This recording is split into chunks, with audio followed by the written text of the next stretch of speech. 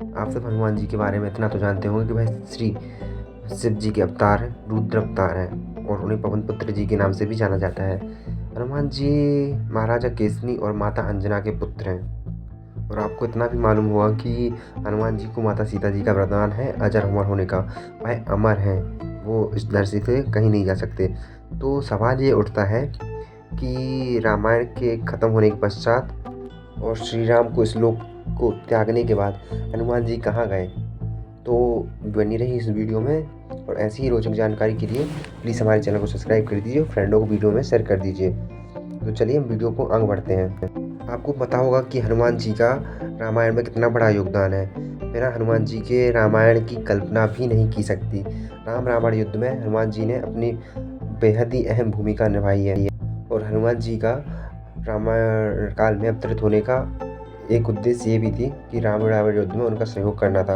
और बिना हनुमान जी का राम रावण युद्ध बहुत सारी ऐसी लीलाएं थी जो बिना हनुमान जी के श्री राम कर नहीं सकते थे।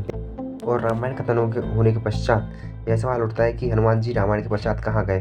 तो कहा जाता है कि हनुमान जी रामायण खत्म होने के पश्चात श्री राम को इस लोक छोड़ने के बाद, विष्णु जी के अवतार श्री राम ने इस लोक को छोड़ा था, तो उसके बाद हनुमान जी हिमालय की पहाड़ियों में चले गए थे।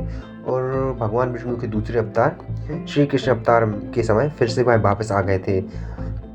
और कृष्ण लीला और भागवत गीता रामायण में भी हनुमान जी का कई जगह पर वर्णन है, पर श्री कृष्ण लीला खत्म होने के बाद हनुमान जी का कहीं पे उल्लेख नहीं मिलता है। तो उसके बाद हमें हनुमान जी की कोई जानकारी प्राप्त नहीं होती कि वह हनुमान जी कहाँ चले गए। और ये तथ्य भी कहा जाता है कि हनुमान जी को अजर अमर होने का वरदान है, और सीता माँ की कृपा से उन्हें जो अमर होने का वरदान मिला था, तो वह इसी धरती लोक पर निवास करते हैं। पर उनका भागवत गीता के पश्चात कहीं उल्लेख देखने को नहीं मिलता। परंतु कृष्ण लीला समाप्त होने के बाद हनुमान जी कहाँ चले गए इसके बारे में भी कोई उल्लेख प्राप्त नहीं है। कहा जाता है कि कलयुग में जब भगवान कल्कि अवतार लेंगे तो हनुमान जी फिर से दिखेंगे, क्योंकि जब जब भी इस धरती पर पाप बढ़ा है तो भगवान विष्णु ने अवतार लिया है और उनके साथ हनुमान जी भी अवतरित हुए हैं। हनुमान जी को अवतरित होने की ज़रूरत ही नहीं है, क्योंकि उन्होंने इस धरती लोक को छोड़ा ही नहीं था।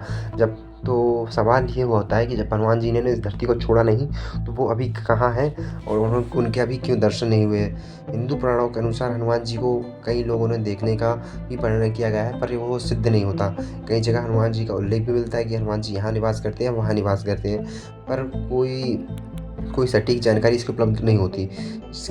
कहा जाता है कि कृष्ण लीला के पश्चात हनुमान जी हिमालय की पहाड़ियों की तरफ फिर से चले गए थे, और हिमालय से होते हुए हनुमान जी चाइना में चले गए थे।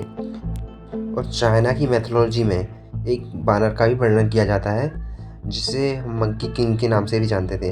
हनुमान जी और मंकी किंग की शक्तियाँ काफ़ी मिलती जुलती हैं, और चाइना में मंकी किंग का बहुत ही वर्णन है। चाइना में मंकी किंग के ऊपर कई मूवियाँ भी बनी हैं। और भगवान बुद्ध थे, उन्होंने मंकी किंग को, पहले कहा जाता है कि चाइना में मंकी किंग ने बहुत उत्पाद मचा रखा था, तो भगवान बुद्ध को भी श्री राम का ही अवतार माना जाता है, भगवान विष्णु का माना जाता है, वो भी भगवान ही हैं। तो उनकी सहायता के लिए भी हनुमान जी ने उनका साथ दिया था।